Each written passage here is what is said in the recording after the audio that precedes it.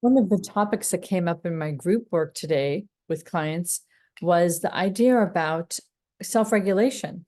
And so the definition of self-regulation is doing things to take care of yourself on a regular basis, like having a self-care routine. Self-care is wide, and it's not just doing small things, but it's having and maintaining consistency in yourself and checking in with what it is that you want to do. So to better function, right, in the world. And we measured this idea. My thought was, okay, look at people's conversations about self-regulation this week, like how you took care of yourself. Did you take care of yourself? Did you like decide not to take care of yourself for whatever reason? Another person, overdoing something, underdoing something, just not staying very connected with yourself. If we were going to have a scale of how good your self-regulation is, even on a day-to-day, 10 being every single need of myself was taken care of, 0 being I did nothing to help myself. I was really surprised to hear that people in the group were not so high on the scale. No one came past a 5. And so even though everyone admitted that they were really high functioning in their lives, they have like professions and social lives and family lives and things that they keep going on a regular basis, that they fought themselves with their self-care, with their self-regulation on a daily basis. And sometimes it was worse than other times.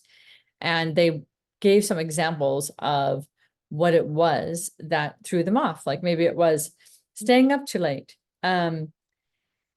overdoing something, like overworking and not really getting to exercise that day, not eating well, not planning well.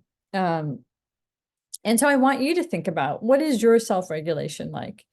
And are you in charge of it? Or do you feel like it just is almost like a feather in the wind? Like sometimes you can actually hone into it, and other times you're like, oh, forget it, it's off the table. I'm, nothing is done around me that takes care of me. And people talked about that sometimes it's just them. It's just their habit of not taking care of themselves that wins. And sometimes people thought like, hey, this is something I learned in my family. Like nothing was really done regularly. My parents were always late. There was never meals out. Our house was always a mess.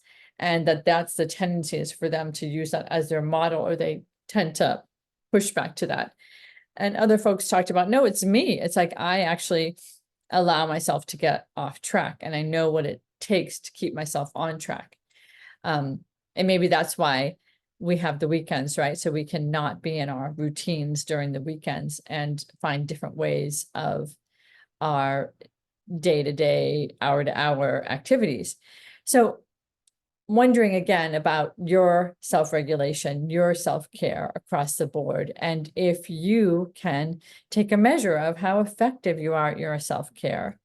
And if you're really off base, if your anxiety is really high, if you're exhausted, if you haven't eaten a good meal, then to really question, like, is that helping your mental health?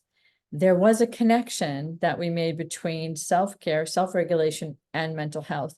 And, not sleeping increases all the mental health symptoms of depression, anxiety, inner conflict. So thinking about yours, self-regulation, self-care, where are you on the scale? Where do you want to be? What helps you function the best?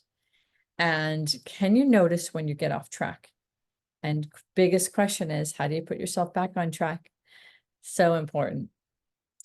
Okay, I hope you got some tips from that, and don't hesitate to let me know what they are. I'd love to hear your progress, your thoughts, your regressions, whatever you want to share.